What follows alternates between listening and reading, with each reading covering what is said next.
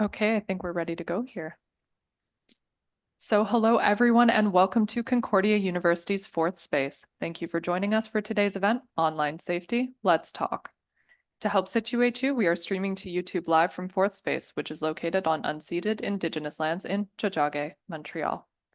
Here at fourth space, we work with our university community to mobilize knowledge by co-creating daily activities to examine research questions and projects in development here at the university.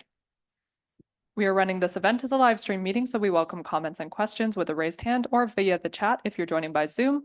For those of you in the space, if you'd like to participate, just raise a hand and we'll get a microphone to you.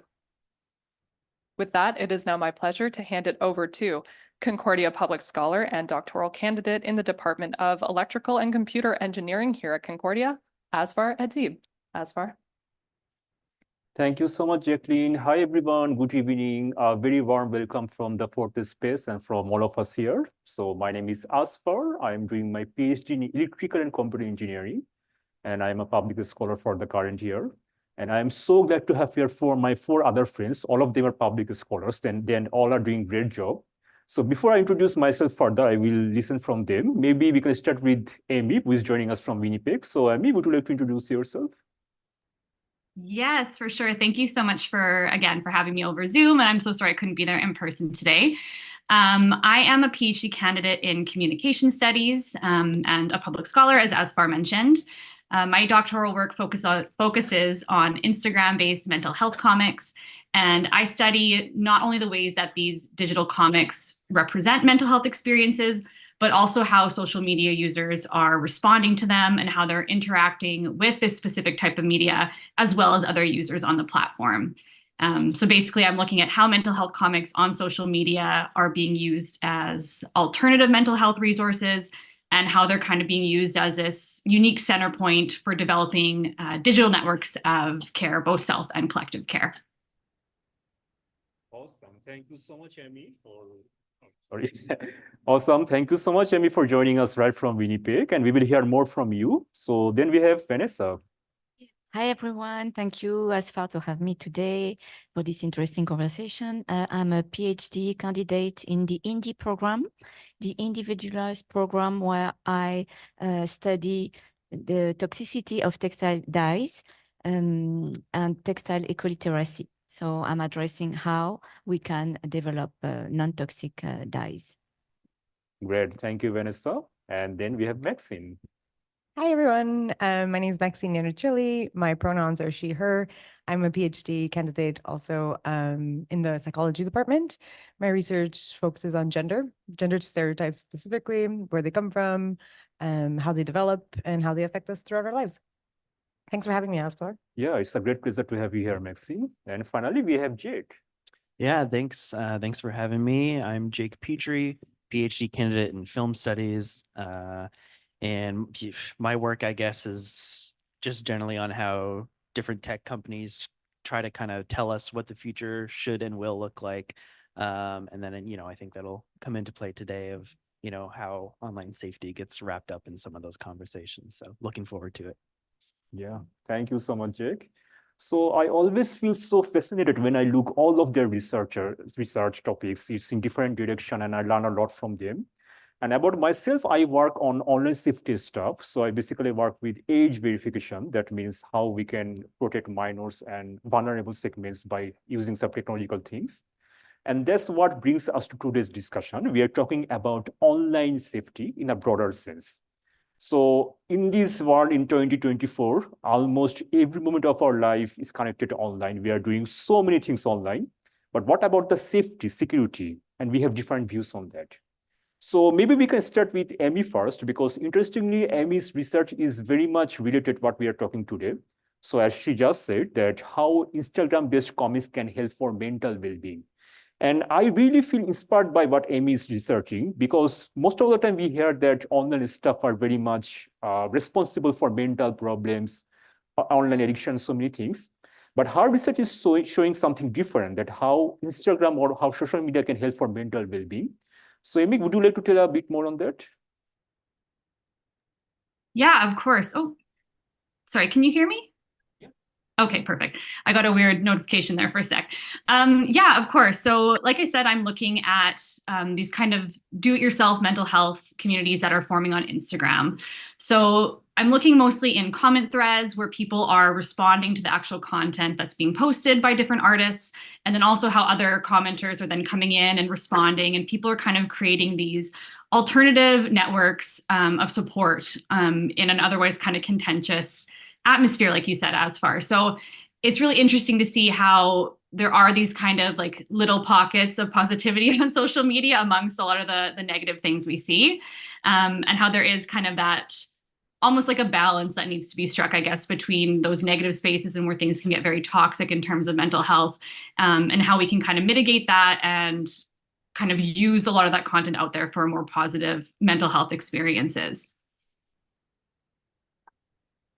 That's great. Thank you, Amy, for sharing. Yeah, thank you so much, Amy, for sharing that. And just a side note, the event we are doing today is part of my public scholar work. It was we called AMA, Ask Me Anything. So all our audience present here are online. You are welcome to ask me anything. You can put in chat, or if you're here, you can ask me directly or ask any of us. So I will be happy to answer as much as I know. So yeah, then thanks again, Amy. So then if we come to Vanessa and maybe in a different angle, something maybe more from a personal family orientation. So we know you are a mom, and that has a new dimension because you have your growing up kids. They are far smarter than us, all these kids, and they do so many things online. So anything that bothers you or you have any thoughts about the safety, online safety part? Okay, so first, thank you very much to invite me for this conversation because I don't know much about it. You know, I'm a mom of 3. They are like 21, 15, 12, and they are a lot online. But I'm not this kind of mom that really put drastics, you know, like security and closing. No, I'm much more into the communication, open discussion. So when you invited me to this event, I said, "Oh my God, what I'm gonna say?" You know, and I don't know yet. So what I did, and I have my little note here. I said, okay, I don't know much, so I asked ChatGPT, okay? And the question I asked was, what would you suggest a parents to do enhance the cybersecurity of their kids? You know, because I say, okay, what am I doing? I feel I don't do much, in fact. So I have a list of what ChatGPT answered. The first one is open communication. And I feel that I'm doing that, you know, without knowing it. Like I've been talking to my kids since they're very small about the danger of internet. Like, you know, don't talk to someone you don't know. Don't give any personal information. Don't give your address. Don't go and meet someone you don't know outside. So all these kind of things.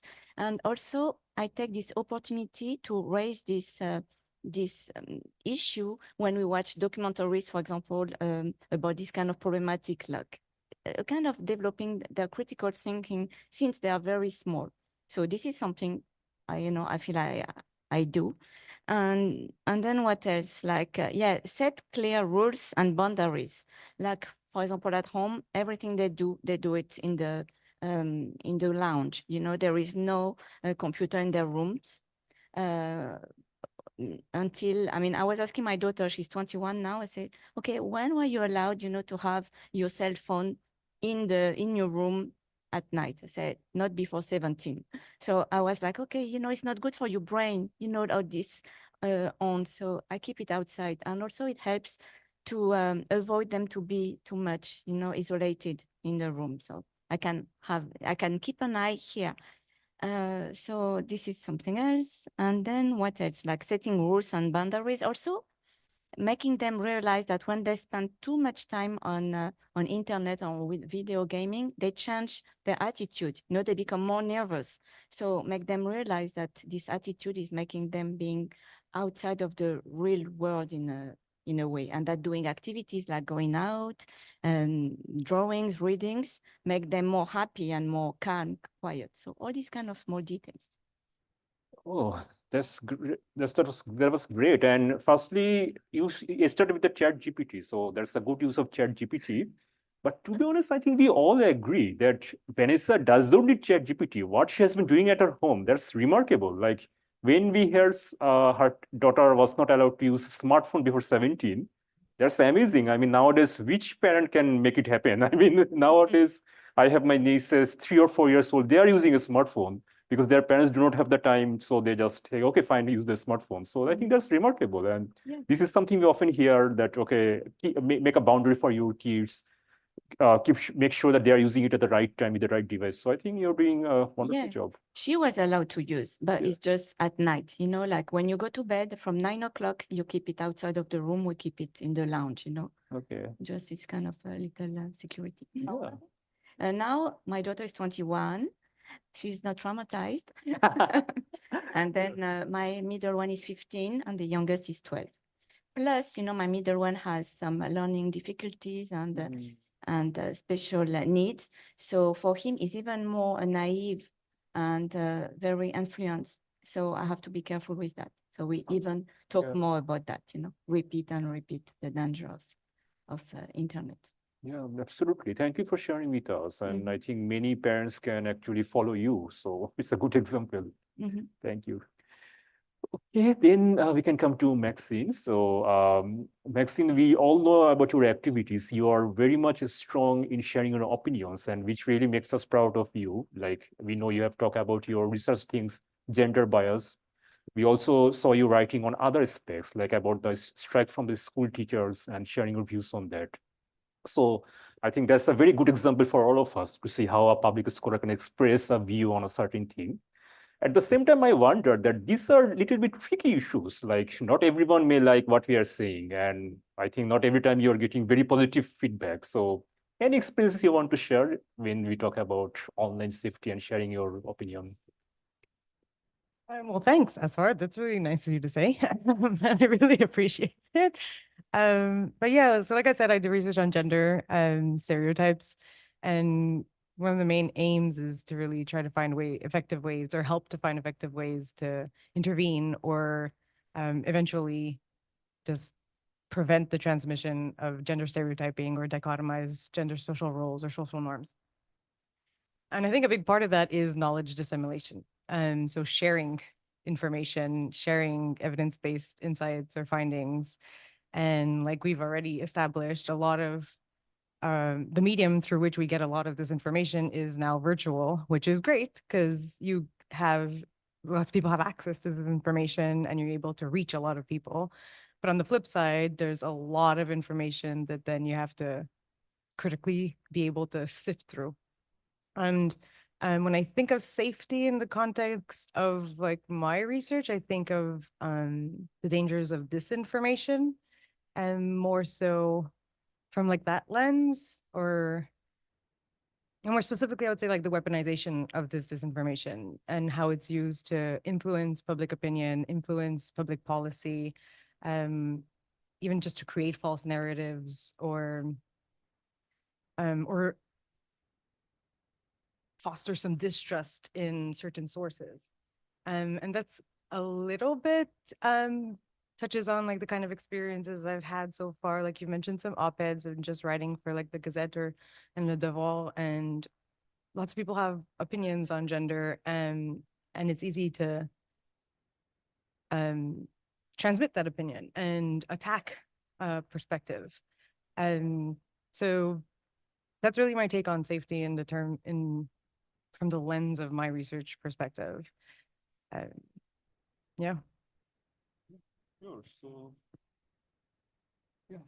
So that obviously makes a lot of sense. And how to say, have you ever felt the need of something more? Like maybe you did not feel 100% safe and you were wishing that could there be anything, technological solution, any law, or any support system? Because sometimes, we are not that comfortable, or I mean, we need something more. So, Personally, I think I consider myself lucky that no. Yes, I've had some personal feelings of like, oh, maybe some little anxieties going into it, but I haven't had personal direct attacks. That's not to say that I am 100% sure that it is the case for a lot of people. And you mentioned support, and I think some kind of support system in the virtual world to I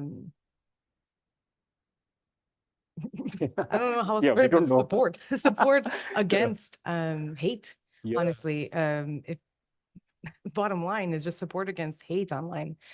I think, Amy, when you answered just the negative spaces, like how do we protect against those negative spaces? My response to a lot of negative comments, like I said, they're not personal, but my response has been just to not engage. Mhm. I don't know if from your expert point of view, if you have like different suggestions on how people should navigate that.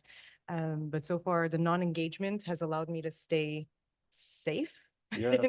If we're losing the language of safety and security. But I know people, a lot of people, especially around topics of gender, feel very unsafe. Mm. And yes, I'd love some insights on what we can do to help them feel safer. Yeah, sure. Thank you, Maxine, for sharing. And that's really makes a lot of valuable perspective because you're someone who is navigating through this scenario. So obviously, we can make a lot of relations to that. So thank you. Okay, so now, Jake, maybe you do have the solution of all the things we are saying about because the very thing you're working with your research, we know about that, like the paradox of big tech. So whatever we are saying online and stuff, social media, there are some handful of big techs who are controlling all these things, and you are just trying to make that big picture. So I think I don't need to ask you anything. You can start. Well, yeah, I thank you for the question. I don't know if I have the solution, but yeah, definitely.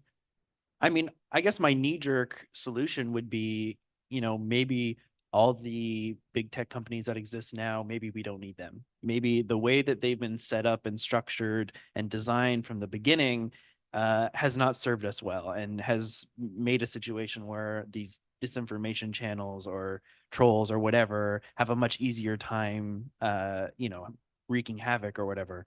And so honestly, a lot of the time, I think what you're asking about is like accountability of these companies, right? Like how do we hold them accountable? And we've really struggled since they have come around because all the time it feels like policymakers or legislators or whoever are only reacting, right? They're never taking the action first. They're always reacting to what the companies provide to them. Or there's this idea, I think, that a lot of the time we need to come up with new laws or new policies instead of using things that already exist, right? Like, I think that there's a lot of things that already exist that we could use to hold these companies accountable or make them, perform content moderation and things like that in a more, effective, holistic way.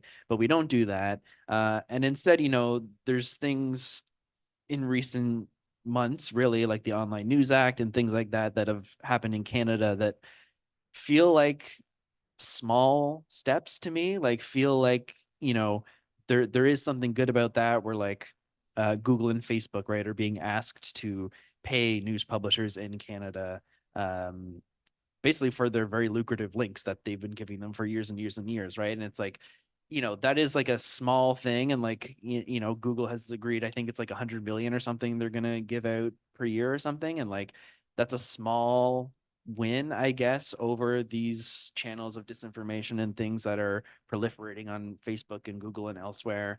But to me, it feels too little too late a little bit that we're kind of like, again, in this reactive mode when I think we needed to be much more proactive as these companies were getting more and more powerful and accruing more and more capital.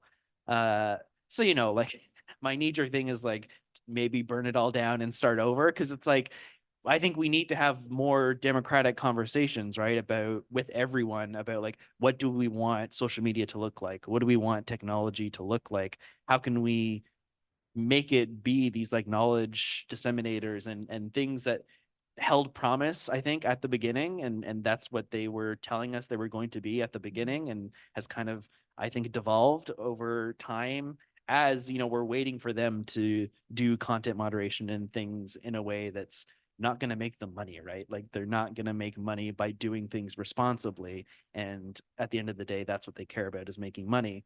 So yeah, maybe we need to just have these like bigger conversations about like how technology can work for the rest of us and not just for the companies. I don't know if that answered the question, but it's a big one. I know, thanks, Jake. That makes a lot of sense, and that's really nicely articulated. And yeah, it's a hard choice because the online news act is still like swinging, and we all are actually suffering. We don't see the Canadian news in Facebook or Google. And whenever we are writing our op-eds, like we all have written for the Conversation or for some other newspapers, we can't share the link in Facebook. So every time we have to take a snapshot and share that snapshot. So, which is really, how to say, not that much more comfortable for us. So we hope things get sorted out. But it's hard because when there are just 3 or 4 companies dominating this world space, so it's a hard battle. So thanks, Jake, for sharing. And that also brings us to our next question, which is an open one for all of you, so anyone can answer that. The public scholar journey. So since last May, we are the Concordia Public Scholars. So it's exciting, it's a lot of fun. Also, we do need to do some job. So like we have to write different op-eds, we have to do engagement like this. So it's all about communicating with public. That's what makes us public scholars. And we do have different experiences when we are working on our topics.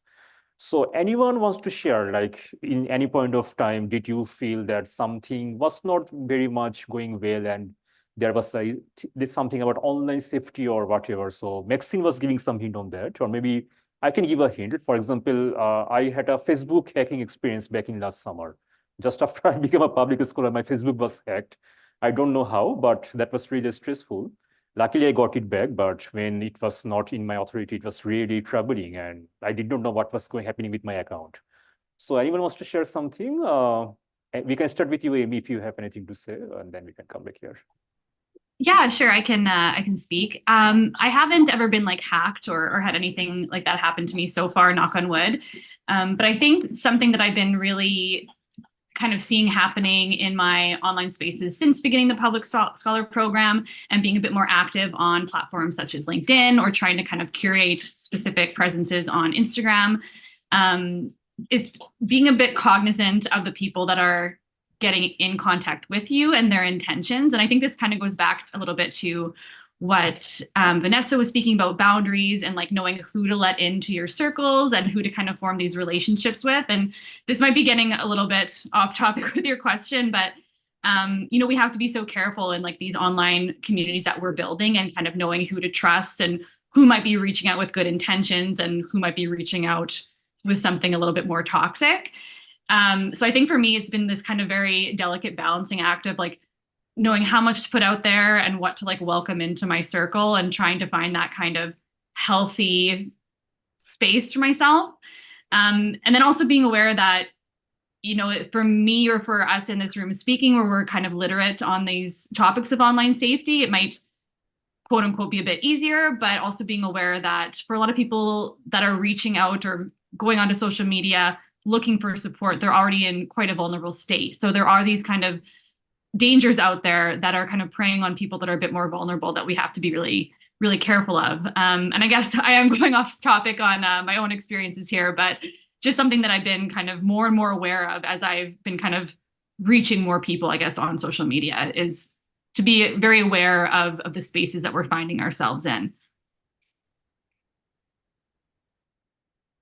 Yeah, thanks, Amy. And it's not at all off topic. It's a very valuable points you're making because I guess we are having some kind of similar experiences. For example, there is the paid advertisement in LinkedIn. Like I am getting some messages almost every week, someone knocking me in, LinkedIn message, offering something, which has increased in recent times. Maybe when we are posting so much as a public scholar, we are getting more visible. And that makes us also a little more vulnerable. So it's a both way balance. So thank you, Amy, for sharing that.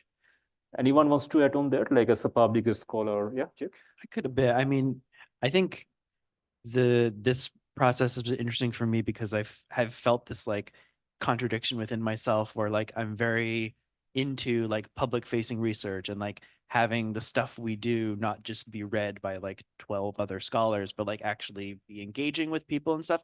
But also I don't like having like a very public presence, especially online really. Like I don't like sharing a lot of things or that kind of thing, but which is kind of part of what is expected if you're going to be sharing your research. So I felt that contradiction. And then I think it bears out, like you're talking about LinkedIn and stuff, like how all of these platforms and all these spaces, I think or at least in my experience, like I imagine a different audience with each one. And I it's kind of like in real life, right? Like you're always performing depending on which audience you're around, right? So it's kind of like there's a version of me on LinkedIn, there's a version of me on Twitter or X or whatever. There's a version of me on my Substack or whatever. And so I think it's more just like I'm more cognizant than ever of like what those performances are and like what audience am I speaking to at a certain time, and is there something that I would say to one that I wouldn't say to the other. But they're all also publicly available, so it doesn't really matter. So it's just this like weird, like I don't know, I have a hard time grappling with like what a digital identity even is at this point, when there are all these different spaces with different like atmospheres and different like audiences that you're trying to reach, but it is all still you at the same time. And people can track you around it. And so yeah, it's not really a safety question, it's more of a like selfhood question online, I guess. But it's tricky. Yeah, I don't know. Mm, Yeah, thank you, Jake. That's a good point. Like, it's not only just safety, it's also about how we do identify ourselves. How do we present ourselves? So, and we know that you run the stack articles, so you're not always in the traditional social media. You do it in either other way. So, which is really something to learn for us. Thank you for sharing.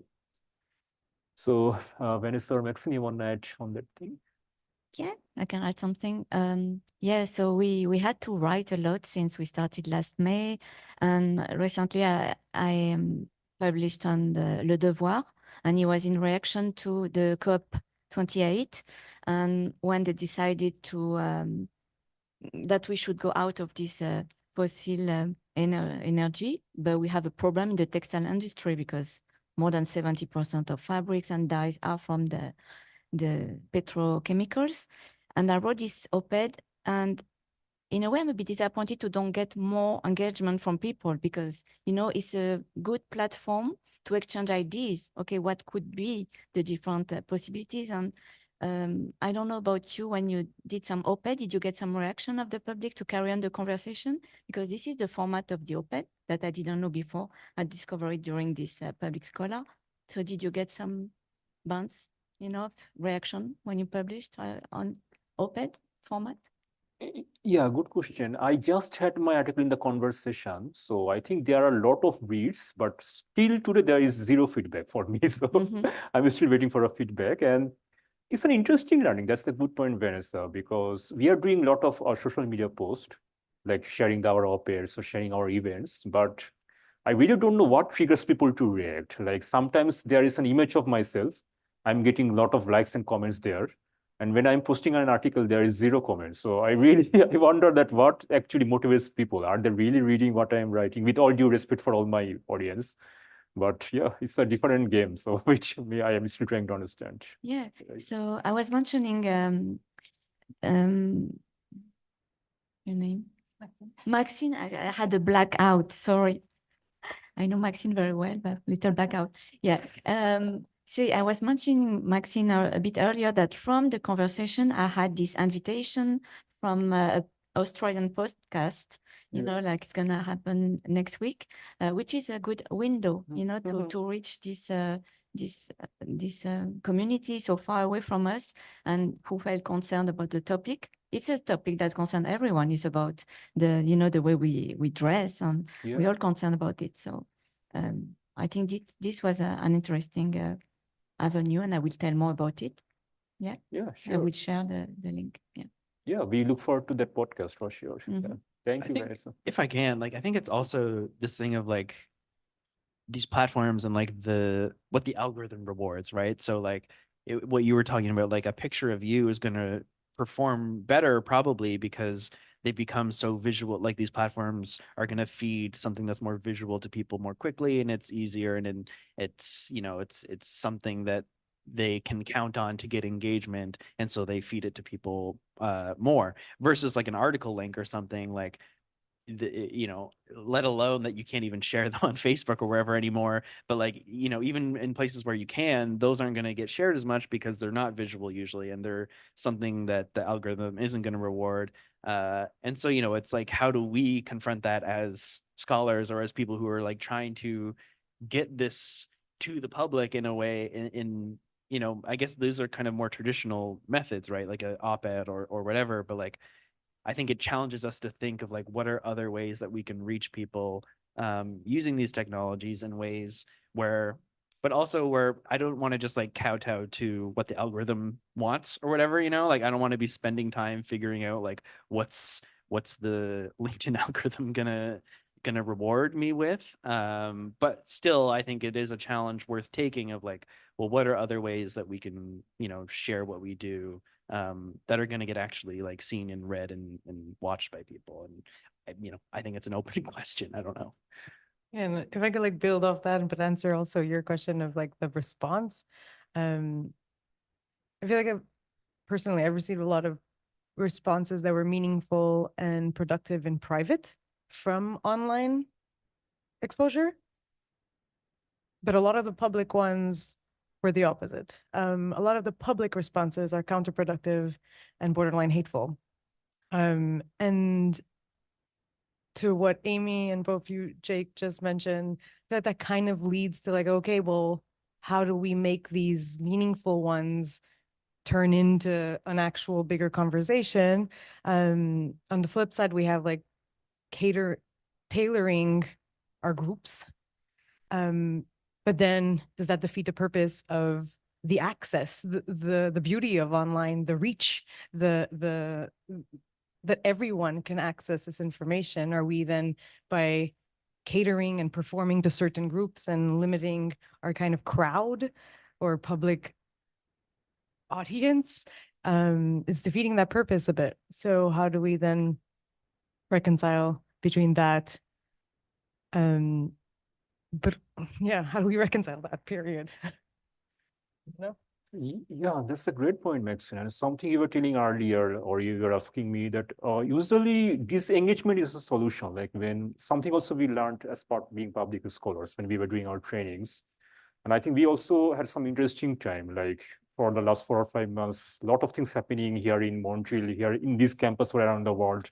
So we had to make sure that we keep ourselves safe enough. We need to remain focused on what we are sharing, because some of us had that experience, like some of our other colleagues, our other friends, they shared their own thing and it got diluted by other things happening in the campus. So it's been a tricky choice for us. So disengagement is one thing, but at the same time, that's also a good point, because it's always, how to say, it's two different spectrum, like it's us and them, right? Like, okay, I believe it and I remain with my own circle here in this nice place, and they don't believe me, they don't trust me. So let them in their own way.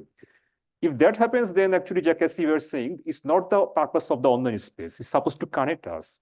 So it's a hard choice, like keeping ourselves from uncomfortable things at the same time making the connection. So I don't know, but it's something I wish we could make it happen. Anyways, so yeah, you want that? No, I mean, again, maybe we got to break them all down and start over, you know? Yeah, but I think you hit the nail on the head from the way I think about it as well. Like that connection aspect is we're on the total flip side of that. We're at the divisiveness completely, and it's hard to find a space where it isn't an us and them. It's you're with us, you're against us, and we need more resources or means to actually have conversations with people online. Yeah. And I wonder, like, maybe, I don't know if Amy can answer that, or maybe Jack, is it all about our human psychology? Because maybe 30 years back, there was no internet at this level. And we used to think that, yeah, we don't know the world. If we meet other people, the world will be so good, then we can come closer. And now we have everything in this smartphone. I can say anything just in a second. Still, I don't trust others. I don't believe others. I just like my own ideas. So is it our psychology or the social issues or what? So I don't know if you want to touch on that. Maybe it's going a bit off track. Sorry for that, but anyways. I mean, I'll just go quickly, and then if Amy, you want to add, like, you know, I think, I guess not to harp on this, but like, I think it really just is the way that all of these platforms are set up, is that they need more engagement. They need you to be on it more. They need you to be commenting and et cetera as much as possible. And the easiest way to do that is to divide you and to, you know, encourage that kind of behavior, because it doesn't matter at the end of the day to the platform whether your experience is positive or negative, as long as you're on the platform, as long as you're like you engaging with it. And so I just think as long as that's the structure that is so, I think, like central to what these platforms are doing, I really don't see a way that just like better moderation or better accountability or something like those are just going to be band-aids on a much, I think, more fundamental issue with the way that these things have been built in the last 20 some years. So yeah, I not to be cynical about it, because I think there are hopeful ways and there are alternatives that are out there, but they just haven't caught the scale in the same way because, again, the way the internet is set up, if you don't have those kind of incentives that make the platform money, and money comes through engagement, through ads, through and all that stuff is built on top of each other. So if you don't have that, then your alternative space, whatever it is, whether it's Blue Sky or something, even I think better than that, there are better alternatives, but they're very small. They can't grow. They don't have the same, network effects or whatever as these larger platforms, because that's just the way that it's been structured. And yeah, so I think, yeah, like band-aids aren't going to do it. So not to just keep harping on the, like, we need to start over thing, but yeah, hopefully we can start over. Maybe Jake, you can guide us. Maybe the next platform, the Jake media. Sorry, I'm kidding. But at the same time, it's true. Like when we see something which Amy is doing, like there are a lot of positive aspects, and we need to focus on that. Like Amy is working on the comics in Instagram, or how those smart people. So for now, maybe we can hope for the best. We can try to use the ones which really help us and try to avoid or minimize the other effects. So maybe this might be a sort of optimum solution. yeah, can I ask, Amy, actually, like, so the people you're looking at, are they like actively monetizing the stuff that they do? Like, do you have a sense of like, are they making money? Is the platform making money from them? Or is it a really kind of like separate space that they're maybe using the platform in a way that the platform didn't anticipate or something? That's a really good question, and not one that I know I have an exact answer for at this point in my research. Like some of the accounts that I'm looking at definitely are monetizing their work. Like they are professional artists that are also putting out their work in other spaces that is in making them an income from that. And then the other side of the spectrum, some of them are just have like 100 followers and just kind of putting out this artwork as a means of like their own self-care and their own kind of mental health process, and developing these kind of very small niche communities that are really leaning on each other for support. So yeah, I mean, in terms of like if the platform itself is making money off of these specific accounts or communities, that I can't really speak to.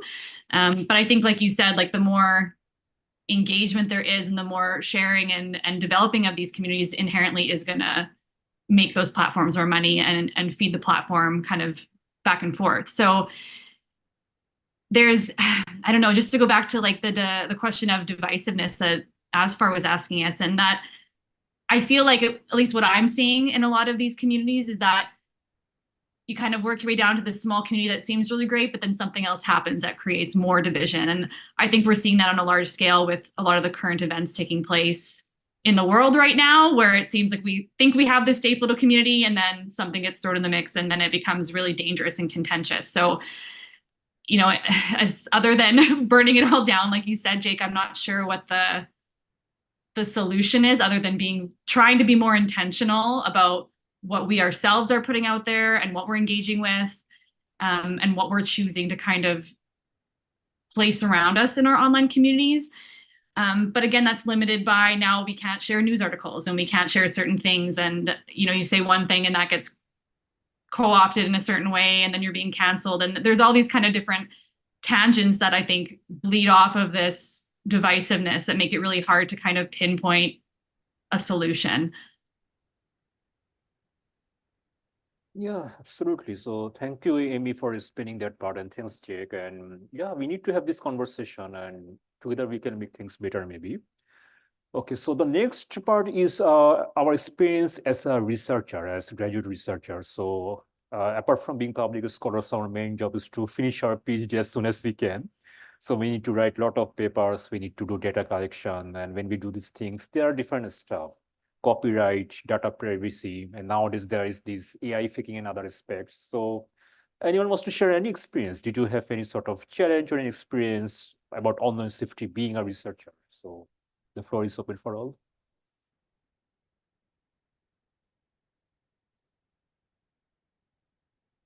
Okay, then maybe I can give a hint again.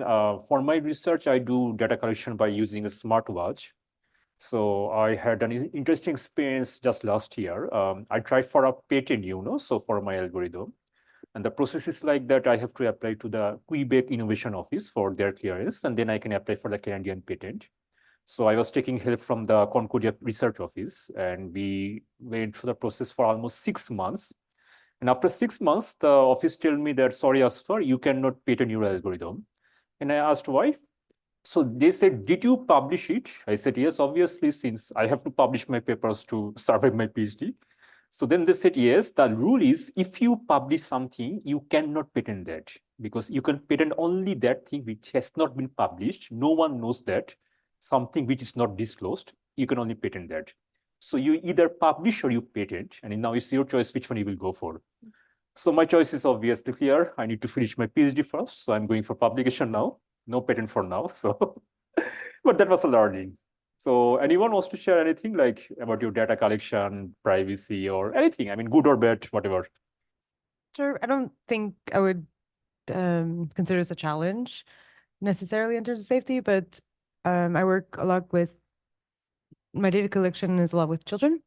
And I know your research focuses on security with children as well. But during the pandemic, on the onset of the pandemic is when I really started a big batch of data collection, and all of our experiments transitioned from in-person to online. And that transition came with a lot of changes in just procedure. And so setting up how to do tests with children through Zoom, for example, and what that means in terms of where this data is getting stored. For me, it just meant a lot of back and forth with the ethics board to figure out structures of in terms of consent, obviously, but in terms of where we're storing these videos, how long we're storing them for, the access to these videos. But it's all gone quite smoothly up to this point. Hopefully, is this what? But yeah, so I wouldn't consider it a challenge, but really a shift in the way we do research, also the way we think about it. Just changing in-person data collection to online kind of changes a bit your framework of how you're asking questions to children, for example. Yeah. Yeah, thank you, Maxine. That's a very good example. And like for me, it's all about collecting data. But when you interact with people, when you ask questions, I think that's a lot very good skill. And I can just imagine like talking face to face and going online and asking those questions. So yeah, that's a very good example. You want to add something, Wes? Yeah, I can add about, when we share on social media, we always like sharing something we are proud of. Like, I'm happy to share that, I'm proud to share that. And like, this kind of beautiful picture we put on them can make other people feel bad, like, okay, I'm not pretty enough, I'm not that. So this kind of comparison, there are some problems of anxiety. And the post I received the most comments and was the most shared was a post about my own anxiety, my own doubt, because when you show that also you're not only living success, but you're also struggling, even if you work hard, like everyone else. And to show this faille, I don't know how to say this little, what do you say, faille, des faiblesses. Yeah, that showing weaknesses, showing that it's not easier for you than for someone else, and that you can still make it, is talking a lot to people. So the way you post is also a way, like, we have to be careful to show this humility, and also this showing the truth that it's not that easy to do all this work. There is a lot of work, a lot of doubt, a lot of struggle also to achieve something. Yeah, that's a lovely point, Vanessa. Like we are sharing so many things, but being polite and making sure, as you said, maintaining the humility, that's so important. And I think that's something to think about. Maybe Amy, if you want to add on that, like this mental health effect, like we are sharing something, others people may get a little bit sad, or maybe we might get sad seeing other people post either way. So Amy or Jake, you want to add on something on that? You wish? Yeah, I can jump in quickly. And I've had a similar experience to Vanessa. Along with sharing like my research on LinkedIn and Instagram, I've also been doing like a series of like tips for new PhD students. And a lot of the posts ends up being me talking about like failures that I've had or what I've learned through these more negative experiences and, you know, kind of trying to spin that and into more of a positive. And I think there's a lot of power in that, in kind of humanizing this experience as a grad student and as a researcher, because on social media and other platforms, a lot of it is just a highlight reel, like Vanessa was saying, right? We post about the things that we're proud of and the accomplishments, but a lot of the kind of struggles you go through aren't really out there as much. So having those kind of more negative experiences or talking about your struggles and making them visible to other people, I think there's a lot of power in that type of outreach. There's a lot to be said for being able to see your experience, if it's a negative one or a mental health struggle or what have you, being reflected by someone else. Just like knowing you're not alone in that experience, I think does a lot for people. So yeah, I completely agree with Vanessa, and having that kind of, you know, trying to strike that balance between like, look how great I'm doing, but also, you know, these are also the struggles I've had, and making this kind of experience as a researcher or a grad student, and eventually whatever we go on to be, not just like, you know, the ultimate aim of sharing, but having the kind of up and downs that go along with it, I think is really important. And in making sure that we're being, you know, accessible, approachable. Sorry, I'm struggling for the word there, but I think that, yeah, I think that's a really important thing to remember when we're both sharing on social media and also when we're looking at other people's content. Yeah, thanks, Amy. That's a very valuable opinion. Jake, you want to add something, or is the same solution? Bring it down. No, I mean, I think this is a good conversation of like, there are these good pockets of things that happen on these platforms, right? And it's like good to remember that. I think especially for me, who like focuses so much on what's bad about it, is that there are these communities and ways of using them that can reach people in like, you know, constructive and positive ways. And I think that's why it gets frustrating for me that they are still structured in a bad way, because again, it's like reaching back to that initial promise, right, of what these technologies told us they would be. And it's like, well, how do we make more space for that and less space for what it's become? I think is the harder question, but yeah. Yeah, that's so true. Thank you, Jake. And the next question, I guess we already have touched that, is about grad student experience. So we all are grad students, and we are almost out reaching the end of our PhD journey, hopefully. So I guess we have seen a lot in the last 4 or 5 years. COVID was really a tough time for all of us, and also different experiences. And since coming to Concordia, I have always seen that mental health is a big issue. So in so many different ways, if we talk about the system, the support, the perspectives, the culture, so it's a huge thing. And whenever we talk about mental health, online behavior comes up, and we have already talked on that point. So the floor is open. Who would like to start? Like how we can make that balance, maintaining online safety or mental health well-being, and lead a good life. So any thoughts? Jack, you want to start? Can you be more specific? Oh, no, I can't be. This is not a specific question. This is a very, very broad question, and you don't need to answer me, but whatever you have in your mind. I don't know. I mean, I guess, you know, I guess it makes me think about like maybe Concordia specific, right? Thinking about how a lot of the systems at the university itself have been compromised in various ways in recent years. And that a result of that is that it makes, in small ways, but accumulated ways, all of our lives maybe a little bit more cumbersome, where we need to do like step different steps to sign into things, or like we need to reset our passwords every once, every few months or something, like just all these things that accumulate because a university is an institution that will get targeted in certain ways by, different bad actors or scammers or whatever. So I think, that's brings up a question just of online safety in the context of institutions that get targeted for different reasons, whether it's a university, a hospital, whatever it is. Like, these are places that get targeted in part because they house, vast amounts of data on people, right? Like the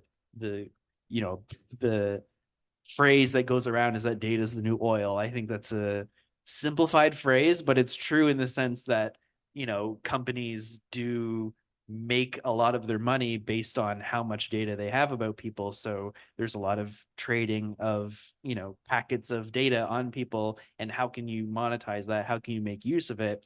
And a university is an ideal target, right? Because it has all these young people in a, very big consumerist block, right? That is going to give you information. Whether it's like, it doesn't even need to be like, your bank info or something. It can just be demographic data on all these people. And that's enough to be sold to, different data brokers or whatever. I'm sorry if I'm getting in the weeds on this a little bit, but I think it's just to say that, like, institutions need to take this stuff seriously, because they should see themselves as, holders of this data that is like very precious in a certain sense. And like, there is a lot of value attached to it.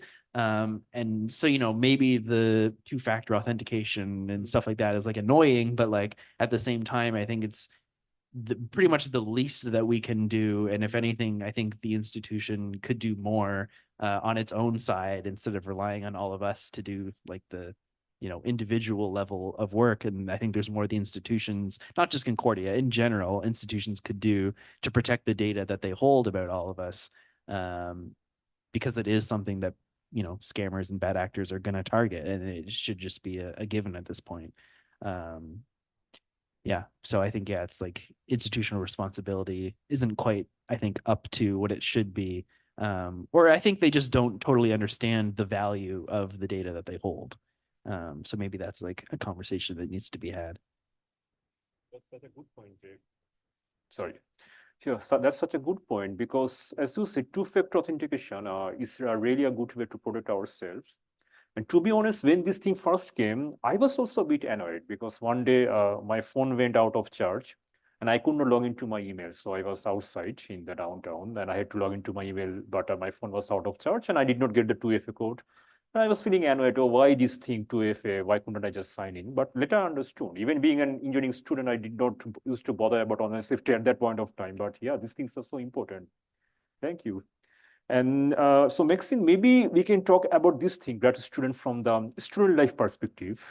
You are very active on that area. You did our own Instagram clips, and you have always been very active with the graduate students. So what about this picture? Because it's also about ourselves. How do we treat each other? And nowadays we see so many things happening in the campus, not always the best experiences. So how do we treat each other more respectfully, or make a good online environment? Any thoughts? I mean, it's a great question. And your initial question was a broad one, but a really important, one. And yeah, to me, it really comes down to finding ways to building those meaningful connections. And that was kind of the aim of the videos you're mentioning. And if I take back the idea of like the burning down of the whole thing, my question would be then, okay, well, if we're even at that point then, and we ask ourselves, well, how then do we rebuild? Because if you think back, and I'm going to age myself now, but when the internet started being a thing, and like we started connecting to people through the internet, the idea was social connection. The idea was that you could connect to people you know in your pocket. And somewhere along the line, we not only lost that, but went fully 180, and we're at people are more isolated than ever online, as much as they're connected. So even if we do burn it down, I think there's a question of, well, then how do we restore meaningful connection between people in an online world? I don't have an answer for you, Azfar. I'm sorry. I really wish I did. Like community is the only word that comes to mind. But then how do you take that to a larger scale that defines a lot of these giants that these giant systems that we think of when we think of online? Yeah, Great I mean, question. yeah, I love this because it's like, this is my hobby horse, is thinking about this stuff of like what that rebuilding would look like, because that's what I think we should try to move towards, because just going back to late 90s, early 2000s era that I think you're kind of talking about, of that initial promise, was this idea that all this stuff we're going to use is free, and we can access all this stuff. And then it becomes the thing of like, well, it's free, but we're kind of paying for it with the data that we're giving them, right? And so, as the internet becomes this like highly privatized space, where that data that we're paying for the usage of their services with becomes more and more valuable, and I think it's not as simple as, but it's kind of as simple as, well, what if we just built an internet that wasn't privatized? Like, that's kind of like where I come down on it, where like, what if we got rid of this privatized internet that we have, or not got rid of it, but like reimagined it in a way where we had a more democratic conversation about like, well, what would it look like as a public utility in the same way that we have other public utilities, right? And that it doesn't become this place that is so highly privatized, and that, again, rewards the kind of behavior that we've been talking about this whole time, right? So, I think that would be the place to start, but then, then it becomes a question of, which actors do you get in the room to have those conversations? But I think, at first we need to just figure out like, well, how do we deprivatize something that's become so, infrastructural? And I'm just gonna like add to that, but I think just what you're talking about it now, and we're thinking, like, those are discussions that are happening around AI right now, open AI right now. That's exactly the conversations that are happening, and we're seeing it happen again, yeah, right, in real time. Exactly. So what can we do now to implement that in our artificial futures? Because we're gonna keep moving forward regardless of the fact that people are feeling isolated. Graduate students are not online. So how do we implement that into how we're creating this digital future?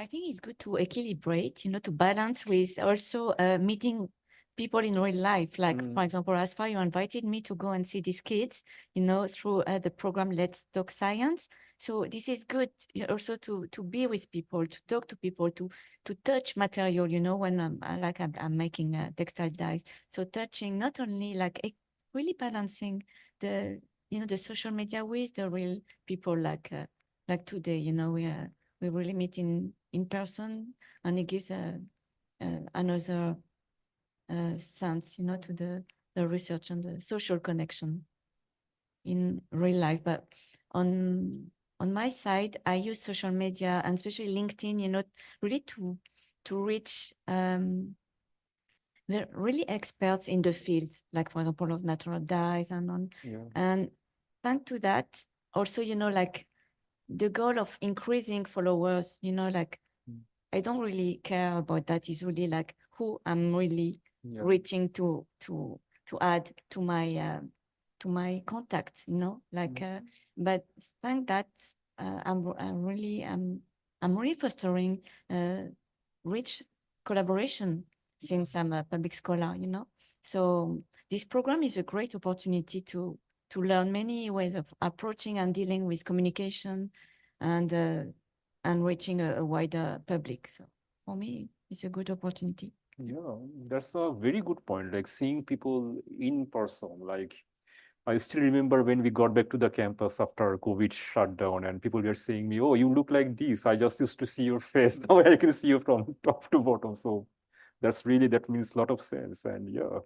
And also it's so good to have this kind of talk, we are seeing each other, also we are seeing Amy. So yeah, that's why we need to connect and we need to interact. So yeah, Amy, you want to add on that about the grad student experience part? Yeah, sure. Yeah, just to kind of pick up where Vanessa was going with that too, and your comments as far, it is really, I mean, obviously I'm not there in person today, but it is really neat to connect with other scholars from different departments, like yourselves and everyone in the Public Scholars program, and seeing where a lot of our research, even though we're in completely different fields, does overlap. And a lot of our goals are kind of similar in the way that we want to approach the worlds that we're studying. And I think it's really great that we're hopefully moving towards this place where using technology and using tools like Zoom, like today, where there are people in person, but we also have people on the Zoom side of things, and we can kind of marry those two worlds a little bit and hopefully get the best of both of them somehow in the mix there, making it accessible, but also still having those meaningful connections. Yeah. Yeah, indeed. Thank you, Amy. And yeah, that's a positive view we all have, and that's why we are trying our best to make things better as much as we can. So yeah, that's really inspiring. Okay, so I don't have any more set questions, but I think we are having a lovely conversation, so we can just carry on with that pace. And I do have a fun quiz at the end, but I need to remind all, this event is supposed to be my AMA, Ask Me Anything. So you're supposed to ask me any questions. So I think I am asking most of the questions. Maybe I can now change the turn. So any questions for me? Yes, I have a question. I was waiting for the time to ask it. Like, I'm really curious about the way you're approaching this cybersecurity. And when you talk about this, like heartbeat connection to be able to identify a kid versus an adult, like how does it work? Okay, so it's still a thing of the research, and that's why, as I said, I still don't know when I'm going to finish my PhD. So, but thanks, Vanessa. The thing is, our heartbeat changes with our age. So when someone is born, the heart beats very fast, over 100 beats per minute. And as we grow older, it gets slower. So for teenagers, it's like around 80 to 100. For adult people like us, it's like 60 to 80. And for senior people, it's like below 60. So we are just trying to check that thing, like how we can find age from heartbeat pattern. So that's the simple theory. And of course, it's all about AI. So 10 years back, maybe we could not think about this because yes, we know heartbeat changes with age, but we cannot see it in open eye because we do have the pattern, the heartbeat pattern, but it's not that much distinguishable. But thanks to AI, now we have very strong algorithms. So if we give a lot of data, the AI learns what is the heartbeat pattern for different people of different ages, and then it can predict. So that's how we are trying to develop an algorithm. And the way we get this thing, like we have these smart watches, and there is something called ECG, electrocardiogram. So if you put your finger here for 30 seconds, we get your signal. And the rest job is to our very helpful AI friend. We give the signal to them, and they have the algorithm, and they process it. So it's still a new concept, and that's why it's a topic of my PhD again. So far we do have some good results, but we need to take more data.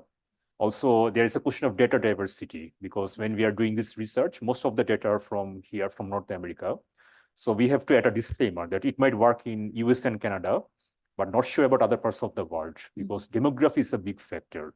Maybe heartbeat changes for people for other parts of the world with other demographic backgrounds. So we need a lot of data. And when we get that, then maybe we can make it more accurate. So this we are trying. Thank you. Welcome. Yeah. So any other questions? Anything from the audience? Yeah, Jack. I mean, I have a follow-up to that. Yeah.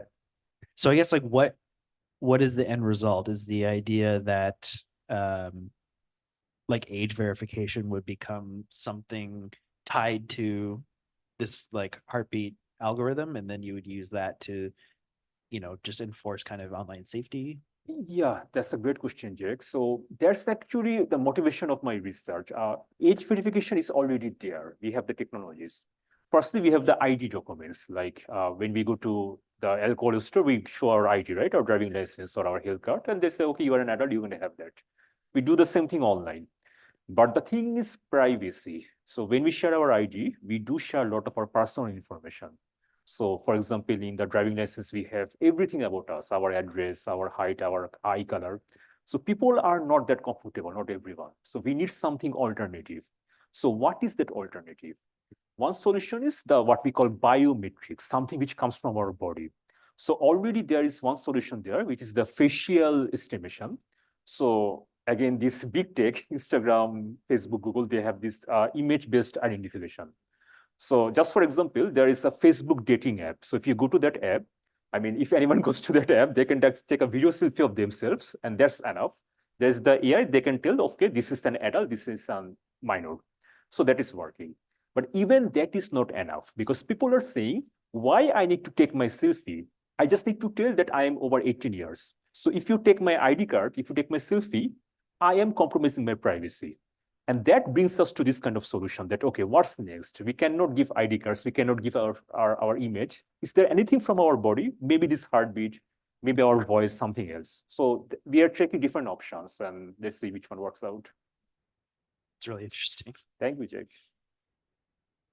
Anything else from the audience, from you? Any questions for me? Or there is time. We still have almost 1 hour, I think. So we are going good with the time. Maybe just a personal question. Yeah. What got you interested in this kind of work? Sorry, Maxine? What got you interested in this kind of work? Yeah, that's a long story. Honestly, it was not a technological background. It was a social background. So I came here in 2019 to start my PhD. In early 2020, I met some people here in this campus, and they were running some movement, some campaign about online safety. So unfortunately, in Montreal, we have some adult business, adult, adult entertainment companies. And they are very much sort of notorious. So because there has been a lot of complaints against them, they have a lot of abusive content about women and kids online. So people are protesting about that. And I met some people, I guess, here in the hall building, they were protesting. So I didn't know them, but I came across them and we became friends. So I joined their protest. And I think every month we were doing some protest outside those offices here in Montreal, even during COVID. So in parallel, I was doing my PhD. And at one point, my professor asked me, okay, Azfar, you're done with the courses. Now, what's your topic? So I have to find a topic. And I was thinking what to do. So somehow I could find this relation that, yes, we need online safety. I was seeing it right in front of my eyes. People need a solution. And can we help them? Because there was a big counter argument that whenever we talk about safety, the counter argument is privacy. That no, we cannot compromise privacy. If we want to make things safer, if we ask people for their ID, that's compromising their privacy. So I was thinking, okay, very good. Can we have something which can ensure both safety and privacy? And that brings to me this thing that, okay, maybe we cannot share our ID, we cannot share our face, we can check some other things. So somehow I could make that relation. But yes, it was tough. It was tough to convince my professors initially that whether it would work or not. So, but somehow it worked out so far. Yeah. Thank you, Maxine. I mean, that reminds me of a lot of memories. So it's a long story. Okay, so anyone else has any, Amy, you have any comments or any questions? Yeah, if I could jump in, I have I guess a two-part question for you. I wonder if you've encountered or if you foresee encountering any pushback with this technology. I think it's so fascinating and such an interesting way to move forward and kind of mitigate those hesitations around privacy. But I wonder if there's anything kind of like on the horizon that you might be concerned about, that people might not want to do this type of testing with the heart rate. And then my second part of the question is there potential to use this technology elsewhere? Like, is it possible that having these regular checking of your heart rate may actually lead to, discovering a health issue that you may have been unaware of? Yeah. Oh, wow. That's an amazing question, Amy. Thank you. So the first question is, yeah, there are actually very interesting feedback from the possible users. So last year, I ran some survey. Actually, I got a grant from Mitex, you know about Mitex. So I was supposed to see if this product is market feasible or not. So I surveyed around maybe 80 people from different background, from different age. And the finding was really interesting. So I am a typical engineering student. I used to think that young people, they are very tech savvy. They will love my solution. And maybe senior people, they will not love my solution. They want to love me. But the findings were different. It was very much individual opinion. Like I talked with a lady, she was, I think, around 65 years. She said, yes, I love your solution because when I go to my bank account, every time I have to remember my password and I don't remember all the passwords. So why don't I just take your smartwatch, put my finger and I sign in? So I love it. And I met some other friend. He's working for some big tech company. In fact, he's the privacy officer or something. So he's a very much tech guy. He did not like my solution. He said, no. Why should I give you my heartbeat? I don't like these things. I will use my ID. So that was mind-blowing for me. So then I thought that it's not, we cannot draw a line, that yes, young people are tech savvy or senior people are not tech savvy. So it's all about individual choices. So coming to your question, Amy, yeah, it depends. Like we need to start somewhere. We need to give people that trust. So maybe I am just an ordinary research student, but if the government says that, yes, we need to have this solution, we need to make the online space safe for kids, and we need these laws, right now there is a debate in the Canadian Parliament about a law, and things are still not that, how to say, positive. There are divided opinions. Some of the MPs want the bill, some don't want it. It's almost 50-50. So we don't know if this law is going to come in Canada or not. That's very much surprising because we need the online safety for everyone. Still, there is not that much agreement in the political level. It has become a sort of political issue. But we want to make it a social issue. It's about our safety of the kids, the women, and for everyone. So yeah, we need to work on that. And the second question is, Amy, is about that how we can use it for other purposes. So yeah, you are right. Already there is this kind of things. From your smartwatch, you get what is called cardiac reports. So it shows if your heart is healthy or not. And interestingly, there has been other use of this heartbeat thing. In Toronto, they already have this kind of a smartwatch. So when they're going to their office, they just punch it. They don't punch their ID. So like when you come to your lab in Concordia, you don't need to punch your ID to get in. You just punch your smartwatch and your heartbeat works as your ID. So there is already this kind of use. So again, thanks to AI, we are having new kind of things, new technologies. So maybe some more things will come up. Thanks, Amy. That was a very good question. Yeah, Joe. Of course, why not? Yeah. My question is more about sorry. So my question is more about kind of going back. I guess this would probably be more for you and Jacob, but about when we talk about online privacy, it almost feels like closing the barn door now is a little late. Like one of the good examples is I was just flying and I never anywhere signed a disclosure saying that I give my right to use my photo for face recognition identification. And then when I went to check through the gate, they basically, that's how they were checking in. You go and stand in front of the camera and then they check. And I'm like, well, how do you even have my image on file that you're then cross-referencing? I mean, obviously they have a picture of my ID that I scan, but it was all kind of like, yeah, this is what we're doing now and you got to deal with it. So it feels like with, the thousands of images that we have on all the different social media accounts out there, this idea of online privacy, it almost feels like we have to close the barn door before we can actually even have a conversation like that. So what is your sense about that? Because it does feel like when we talk about online privacy, it feels like that the boat has already kind of sailed in some ways. So I'm just curious to see how you see that moving forward. And is there a way of closing that door so that we can kind of get our privacy back? You want to start? I mean, I can start because you can probably guess what I'm going to say. Yeah, we need to close that door. Like, I agree. Like, I think that ship has really sailed. And what's so frustrating to me about how all these platforms and services get introduced to us, and like you said, we just need to get used to it. This is how it is now. There's no discussion, there's no anything. We just have to react. As I was saying, it's always reactive. It's the same with generative AI and all these things that get introduced, and we just have to adapt. This is part of our life now, and there's no public discussion. Like, there's no sense that these things should be understood as public utilities, that these technologies should be understood that way. And so, yeah, it's like it's like what I was saying earlier. I don't know if you were here at this point, Joe, where like a lot of these solutions, and I don't mean yours Azfar, but a lot of solutions that come up to me just feel like band-aids that aren't gonna do anything to stem what has already happened. And so, I think, is it a possibility that barn door could be closed? Like, I think that there needs to be a real collective will for something like that to happen. But I think it's really important because otherwise, again, we're just going to be facing more and more of these things being introduced to our lives that might feel in the moment like somewhat dystopian. Like, I remember the first time I did a similar thing, like in an airport or whatever, I was like, okay, we're doing this now. And it's like, it feels odd, but then the way that it works is that they get introduced and then very quickly they come to feel normal, because like that's how it works, is that it gets introduced and it just becomes accepted and everyone has to get used to it, and that's just the way it is. And it's all this idea of inevitability.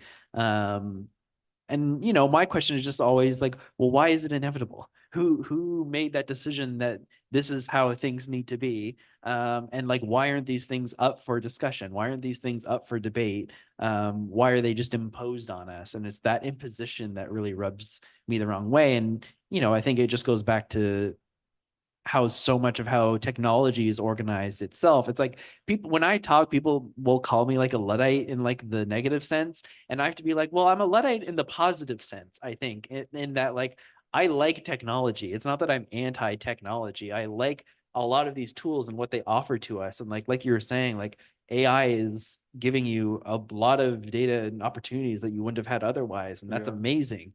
The problem is that when these things are privatized or imposed on us in a way that is not what we want, and then we're just kind of made to deal with it. And so, I think we need to come to some kind of collective movement to be like, well, we need to have more discussions about like what this needs to look like moving forward, because or just to take a breath and be like, well, how can we not just react? How can we do something on that kind of larger level? But it's a tough order. It's a tall order. I don't know. Yeah, I fully agree with Jake, and it's true that all these tech, including the one I'm researching, these are really vulnerable. Whatever we say that yes, we all have the safety measures, we cannot ensure 100% that this will not be breached. And when I talk about even heartbeat, it's very sensitive, like it's about our health. So if this data is hacked, then we are in big trouble. Like people will know about not only who I am, but how healthy I am. So there's a big concern. And anyone saw the MI movie, the Mission Impossible, which was released last year? So yeah, you saw it, right? So that's a good example, like how they were breaching these biometrics. They were just putting a mask. So someone who wants to be Joe, they just put a mask, like, and it looks like Joe, and they get to the airport. So I'm not sure if that works technically, but that's really alarming, and that might happen someday. So coming to the point that Jake was making, it's all about regulation and laws. Technologically, we can have the solution, but still we don't have a single authority. There is no something like UN or something like, how to say, like WHO, who controls all these things. So in every country, there are different laws, different regulation. In some countries, there are no laws, and it's a hard choice. Like right now in Canada, we are talking about the age verification law. There is UK or France already has this law, and they have their own guidelines. Canada might have their other guidelines. So how do we sync up? So again, we have to look up to our leaders, the elected officials, and we have to request them, we have to ask them that we need to act on this, because that's a good point, that we still have the chance to be proactive. There has been the internet, we have been very much reactive, and now we are seeing the consequences. But when we talk about AI, we talk about identity, we have to be proactive enough to make sure things are on the right track. So there is no easy answer, Joe, unfortunately, but we can hope for the best. Thanks for the good question.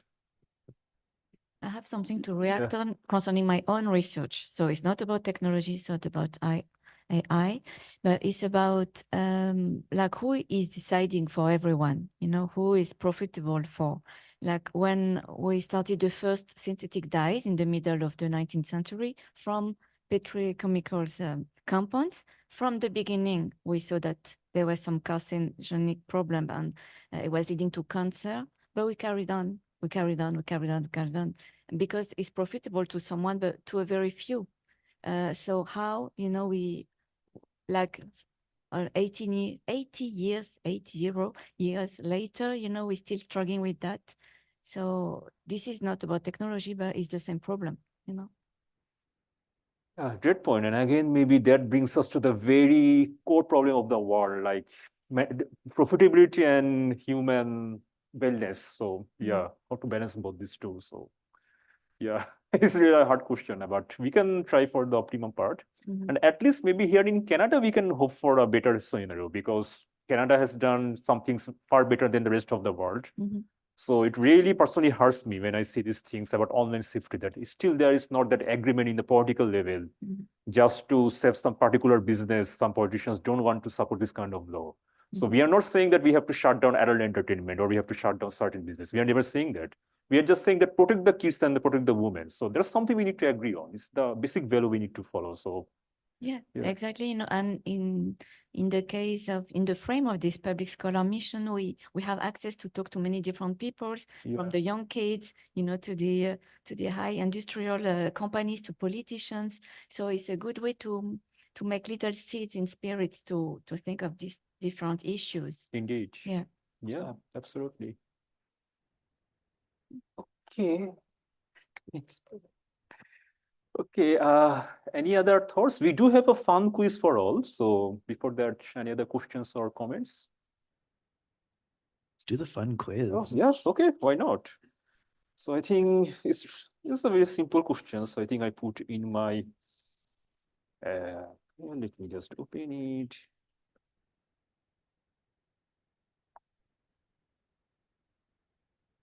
Okay, so simple rule, easy questions. Any of you can just maybe raise your hand like this, yeah?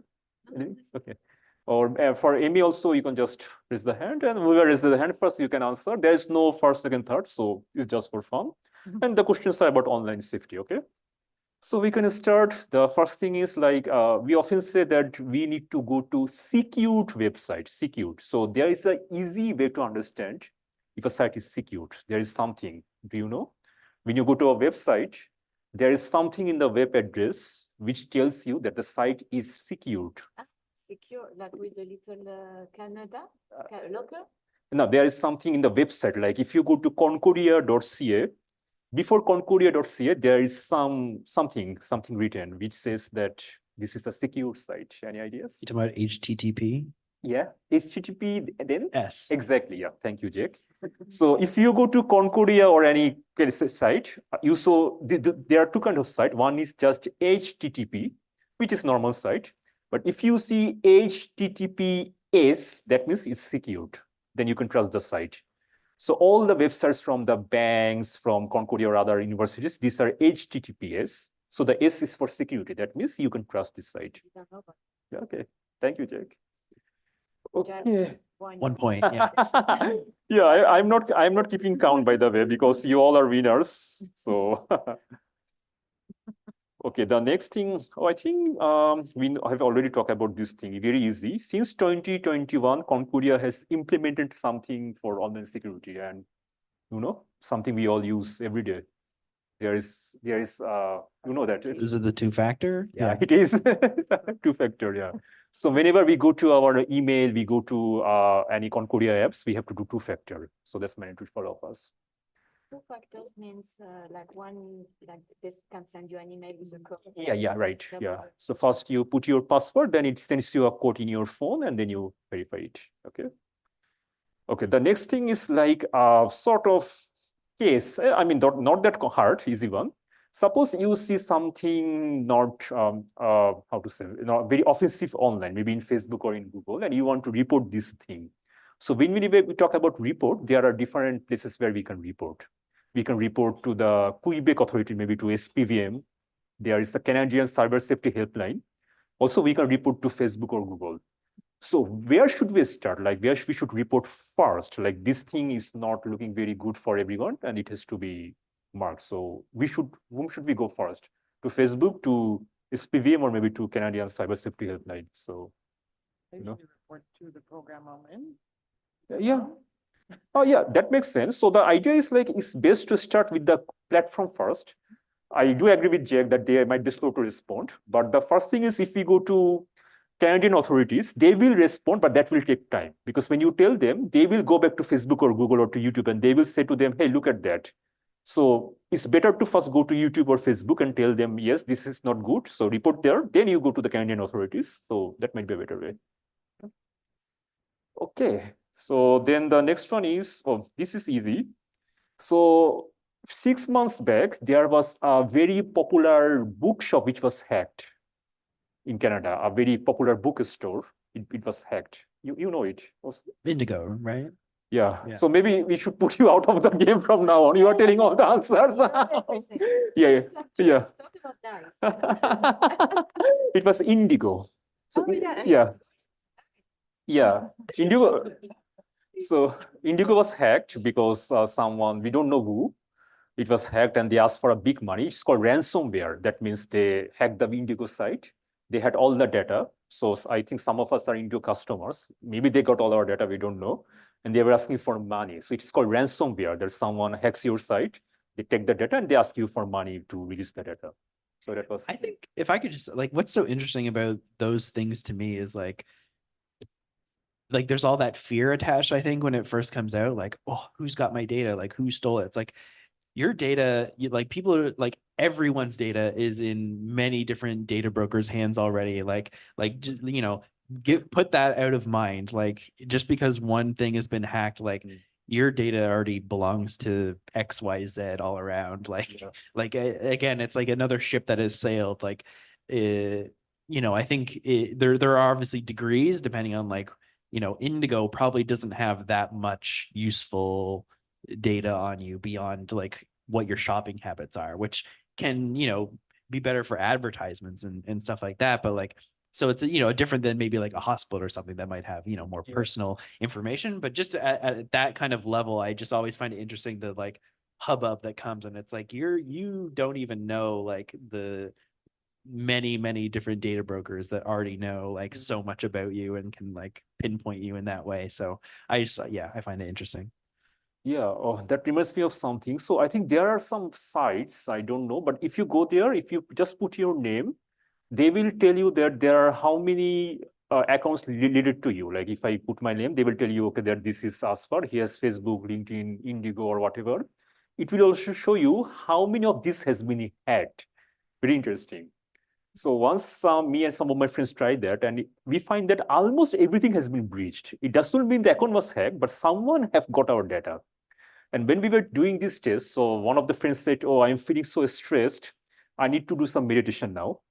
And then we find out that her meditation site was also breached. You know, see, she searched to a meditation site, that was also breached. Someone has her meditation records. Like when does she meditate? So that's worrying, but that's the reality is, and that's how life is. So we don't know who has our data, but it's fine as long as we are not impaired, we are careful enough. So anyways. And on the we're careful enough, and this whole mentality that everybody has our stuff. What's the point anymore to keep anything private? And like in relation to your work, do you see dangers of not from you because you from a secured person who's asking for something like your heart rate, but like if I don't know, I don't have a concrete scenario in my head, but if we're just like, yeah, sure, take this. Yeah, sure, take a sample of blood. Yeah, sure, take whatever. Everybody has everything. If it's coming from a negligible source who's asking for this information, and you're saying if we're doing it in an educated way, a lot of people aren't. And how do we like build in education in systems like you're proposing, for example, to ask for things like biometrics? And how do we safeguard the people who might not be as critical in asking questions of, oh, yeah, everybody has everything here. Go ahead. Yeah, thank you, Maxine. That's a great question. Like, I do get this question very often. Like when I talk about giving biometrics, so suppose maybe I'm doing some shopping. If I go to Amazon or maybe to Walmart, yes, I know they are a big superstore. They can have my data. But do I trust everyone? Maybe some e-commerce site from some other country. So that's really an individual choice. And again, until we don't have a single authority dealing with these things, it's very hard. So there is no one actually right now to give us that comfort that yes, these are trusted companies and these are not. We do have those trusted sites, HTTPS, but that doesn't ensure that the company is trusted. So really, we still don't know. And that's why we need to have the laws, the regulation. And we need to have someone giving that vetting. It can be some Canadian authority or someone doing it globally. That's a different discussion. I really don't know that will ever happen. You know the answer better than me, but that's a hard discussion. But yeah, we can wait for that. No, please. That was a good input. And I think that also, I guess that was also sort of the next question. Like I was about to ask that, what do you do when you get this kind of request, someone asking for your data, then how do you trust them? So that's sort of answer. So we address that. Okay, then the last question, this one might be a little long. So the thing is, suppose we all get our bank statements, right, every month. Now, just for example, maybe I'm applying for a mortgage. So what they ask for me, they want to see my bank records. So maybe I'm in touch with a realtor. So they want to see my bank records. And they're telling me, hey, as far as email me your bank records, and I need to give you an offer. So I'm emailing them my bank records. So is that enough, just that I just put the statement as an attachment and send to him, or can I make it more secure? Because there are chances that not only him or her, other people can also see my bank statements.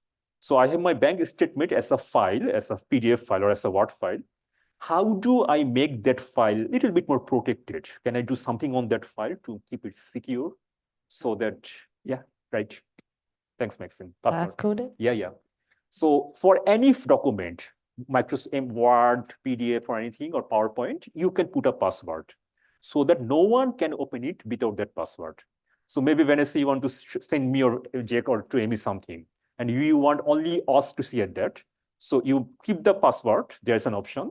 You send the file to us, and you tell us the password in a different email, so that only we can open it. So even if someone else gets the file, they cannot open it without the password. So that's something, and especially when we are dealing with realtors or with banks, it helps. So, anyways.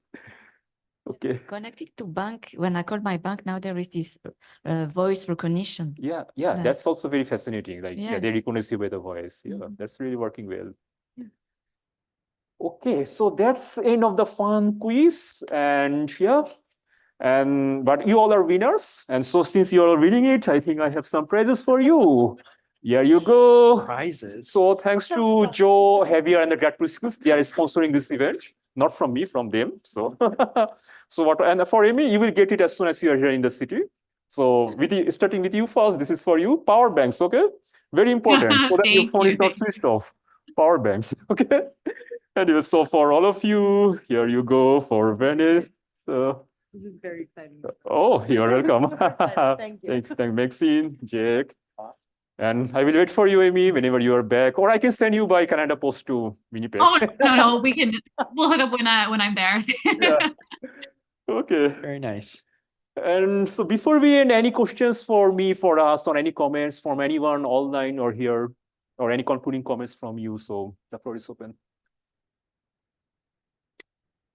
I mean, I would just say, like, I think more things like this are useful. Like we were saying, like, doesn't have to be in person, but just like getting us together to have these conversations about what we can do about these things. Because again, like, we can't just leave it up to, the companies or whatever to make the best decisions or to be accountable or whatever. Like, I think it's important for regular people, scholars, all of us to like make space for these kind of conversations. So I'm very, grateful for this kind of thing.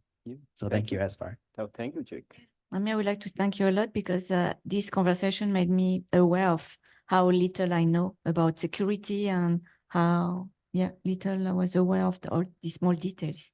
So thank you. Yeah, thanks for having us, Azfar. Yeah, It's a great talk. Indeed. Yeah, and Yeah, thank you so much for having us and putting this together, Azfar. It's been such a great conversation, and I think we have these grand ideas of burning everything to the ground that we wish could happen, but I think having these kind of small starting points and even considering what each of us are doing in our own research projects as a starting point, and our own like personal ethics in research and how we, like, especially for myself, someone studying social media, it's really important to consider everything that we've discussed today. So yeah, thanks again.